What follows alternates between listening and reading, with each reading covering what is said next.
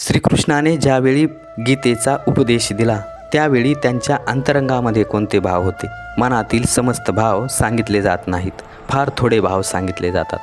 थोडे भाववेशात व्यक्त होतात आणि शेष क्रियात्मक असतात. एखादा साधक साधन मार्गावरून चालून ते जाणू शकतो.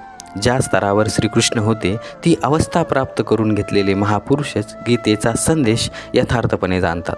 ते गीतेतील श्लोकाचा केवळ पुनरुच्चार करत नाहीत, तर त्यावेळी श्रीकृष्णाच्या मनात कोणते भाव होते ते स्पष्टपणे दाखवू शकतात. कारण त्यावेळी श्रीकृष्णाच्या समोर जे दृश्य होते तेच दृश्य या वर्तमान महापुरुषांसमोर असते. म्हणून असा महापुरुष ते पाहू शकतो, इतरांना दाखवू शकतो, तुमच्यात ते जागृत करू शकतो व त्या मार्गावर तुम्हाला यशस्वीपणे चालवू शकतो. गीता म्हणजे मानव मात्राचे धर्मशास्त्र आहे. श्रीकृष्णकालीन महर्षी वेदव्यासांच्या पूर्वी कोणतेही शास्त्र पुस्तकरूपाने उपलब्ध नव्हते.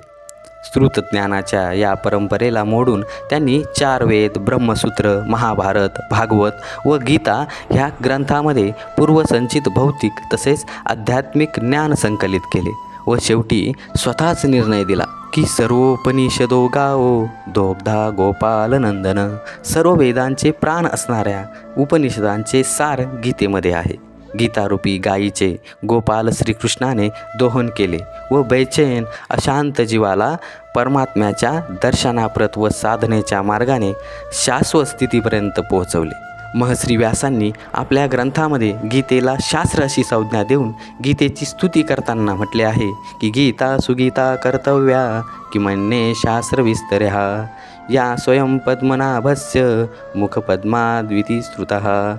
गीतेचे चांगल्या प्रकारे अध्ययन करून ती हृदयात आत्मसात करण्यायोग्य आहे.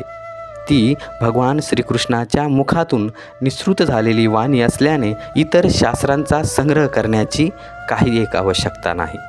गीतेचा सारांश एका श्लोकामध्ये व्यक्त झालेला आहे.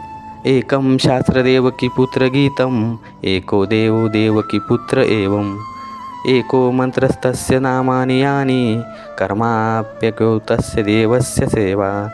अर्थात एकच असे शास्त्र आहे जे देवकी पुत्र भगवान श्रीकृष्णाच्या मुखातून गायले गेले आहे. प्राप्त करून घेण्यासारखा देवकी पुत्र श्रीकृष्ण हा एकच देव आहे. या त्यांच्या गीतात केवळ आत्माच सत्य आहे हे सांगितले आहे. आत्म्याशिवाय दुसरे काहीही शाश्वत नाही, सत्य नाही. या गीतेचे वर्णन, या गीतेचे कौतुक भगवान शंकरांनी सुद्धा केलेले आहे. आणि याचं प्रमाण देऊन माऊली ज्ञानोबरायांनी ज्ञानेश्वरी ग्रंथाच्या सुरुवातीलाच ओव्यांच्या माध्यमातून आपल्यासमोर सांगण्याचा प्रयत्न केला आहे. माऊली ज्ञानोबराय ज्ञानेश्वरीमध्ये असं म्हणतायत की या गीतार्थाची थोरी स्वयं शंभू विवरी एत भवानी प्रश्न करी चमत्कारुनी. एकदा भगवान शंकर आणि माता पार्वती कैलास पर्वतावर गप्पा मारत बसले. एकटक विचार करत बसले आणि हा एकटक कसला विचार करताय म्हणून पार्वती मातेने त्यांना प्रश्न विचारला की भगवान तुम्ही एवढ्या वेळापासून एकटक कशाचा विचार करताय? या गीतार्थाची थोरी स्वयंशंभू विवरी एत भवानी प्रश्न करी चमत्कारुनी.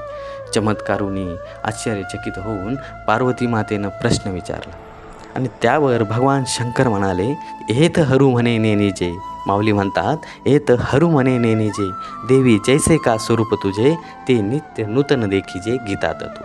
की मी गीतेचा विचार करतो, बस गीतेचा विचार करतो असं म्हटल्याच्या नंतर आता कोणतीही स्त्री आपल्या पतीच्या मुखातून परस्त्रीचं नाव आल्याच्या नंतर जी अवस्था त्या पत्नीची होत असते तशीच अवस्था माता पार्वतीची झाली होती. भगवान शंकर म्हणतात की ज्याप्रमाणे तुझ्या स्वरूपाचा अंत लागत नाही, तुझ्यामध्ये रोज नव्याने मला चैतन्य दिसतं, रोज नव्याने मला तू जशी दिसतेस तशीच मला ही भगवद्गीतासुद्धा रोज नव्याने दिसते. ज्यावेळेस हातात घ्यावी, ज्यावेळेस पाहावी त्यावेळेस ही भगवद्गीता मला रोज नव्याने दिसते. साक्षात शंकरानेही या गीतेचं कौतुक केलेलं आहे. जगात सर्वत्र गीतेचा आदर केला जातो, तरीही भगवद्गीता हा कोणत्याही धर्माचा किंवा संप्रदायाचा ग्रंथ बनू शकला नाही. याचे कारण संप्रदाय कोणत्या ना कोणत्या रूढींनी जखडलेले असतात. भारतामध्ये प्रकट झालेली गीता म्हणजे विश्वातील विद्वानांचा अनमोल ठेवाचा आहे.